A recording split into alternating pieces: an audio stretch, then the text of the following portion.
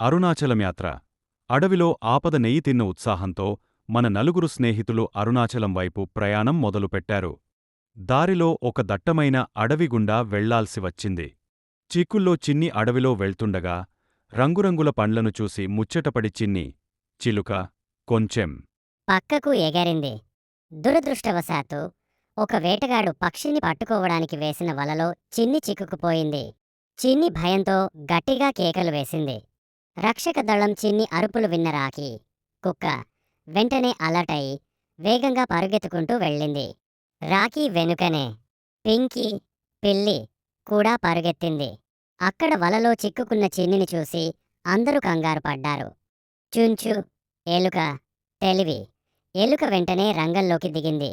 ఎవరూ కంగారు పడకండి. నా పళ్ళు చాలా పదునైనవి. నేను ఈ వలను కొరుకుతాను అని చెప్పి వేగంగా వల దగ్గరకు వెళ్ళా. కొద్దిసేపట్లోనే చుంచు తన పదునైన పళ్లతో వలను ముక్కలు ముక్కలు చేసింది. చిన్ని బయటపడి సంతోషంతో గాలిలోకి ఎగిరింది.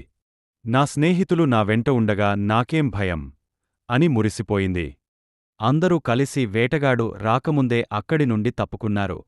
ఆ రాత్రికి అడవిలోనే ఒక సురక్షితమైన చోట విశ్రాంతి తీసుకున్నారు. ముగింపు. ఆపదలో ఉన్న స్నేహితురాలిని కాపాడుకోవడం ద్వారా వారి మధ్య బంధం ఇంకా బలపడింది. ఆపదలో ఉన్న స్నేహితురాలిని కాపాడుకోవడం ద్వారా వారి మధ్య బంధం ఇంకా బలపడింది.